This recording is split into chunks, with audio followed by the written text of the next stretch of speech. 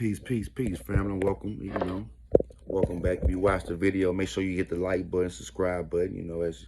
As usual, I can't sleep, so I decided for the share video. I'm quite sure there's a lot of people out there that feel just like me. You know,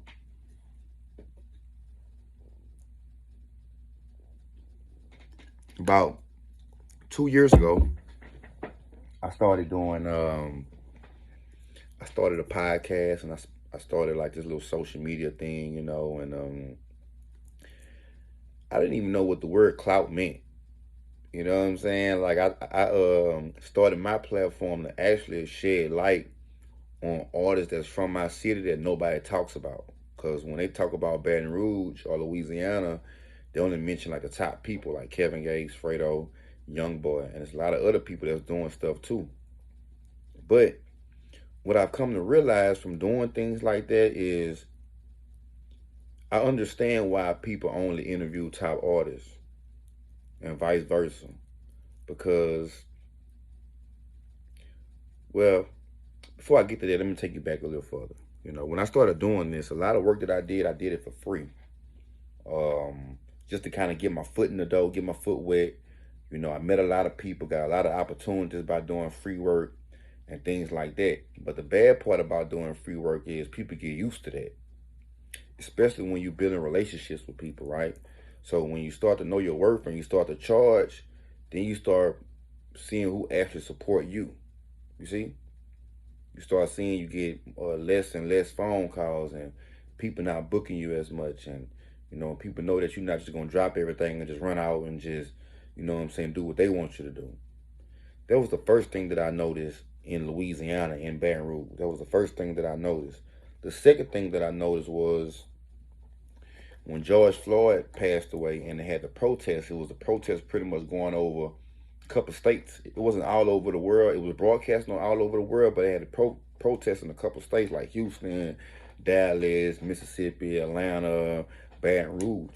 And to be honest with you, that was my first time even going to a protest. I always see it on TV or watching a movie about black nationalism. You see the protests and the people watching, but I had never actually went out there and seen it with my own eyes. So, I'm chilling with one of my friends one day and I said, you know what, man, I want to go out there and see it for myself. I want to actually go out there and be in the mix instead of always talking about it. So that's what I did.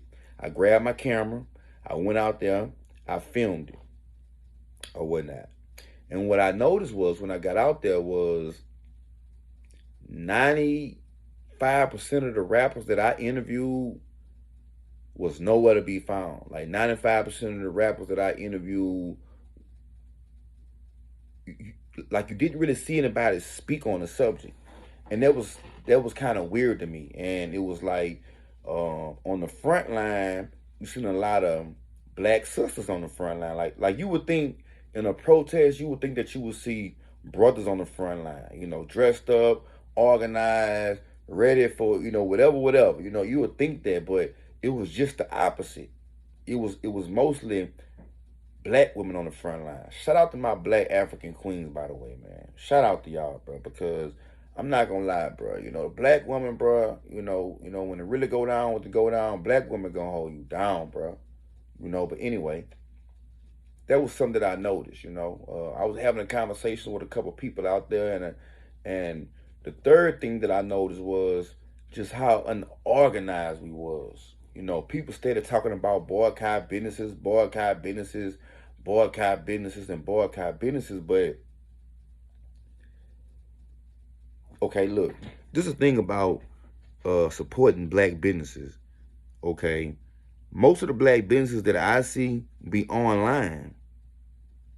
You don't really see a black business, like at the corner store where we buy cigars and, like the materialistic black businesses. Like you don't see that. So in order for me to support a black business, first off, I need a credit card. I need a debit card. I don't need that for the Iranian stores and the Chinese nail shop. I just go in there with cash. So I started noticing like, okay, if that's what y'all want to do, okay, let's do it. But then I turn around and like, I don't even see no black-owned business owners out here. So you telling me to boycott Target, boycott the Dollar Store, Dollar Tree, all these stores that I actually enjoy going to, To do what? See, the thing with black folks is everybody want to do this. Everybody want to talk, but you never see nobody walking unless they protesting. You actually don't. I'm talking from real deal experiences. It's good to get the preach talk and we're gonna do this, we're gonna do that, but then it's like when everybody separate, that's it. Senator Gary Chambers, I really haven't seen anything that he have really done, to be honest with you. I mean, I've been following him. I have nothing against him. If you that's what you want to go vote for, do your thing. I've always felt like voting for politicians and senators and mayors. I always felt like that's been one big hoax. It been one big joke because the hood is the same that it's been since I done came in the world, since 50 years ago, 60 years ago. Politicians always come in and speak about change and change and change.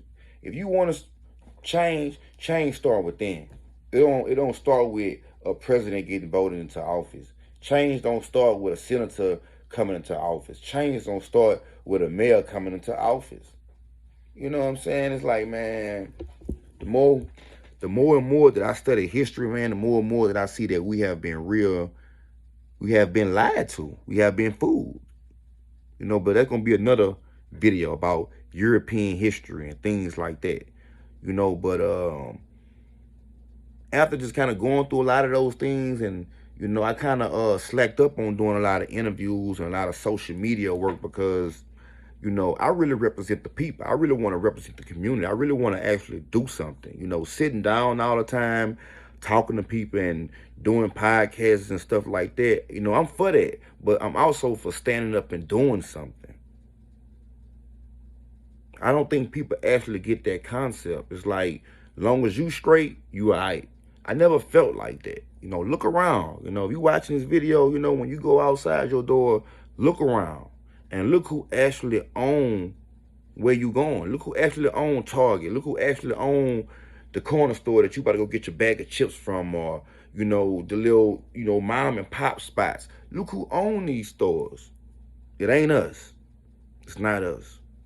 Once again, I'm signing out. I kind of talked a little more than I planned on it, but y'all fam, man. Make sure y'all hit that like button, subscribe button. Peace. We out.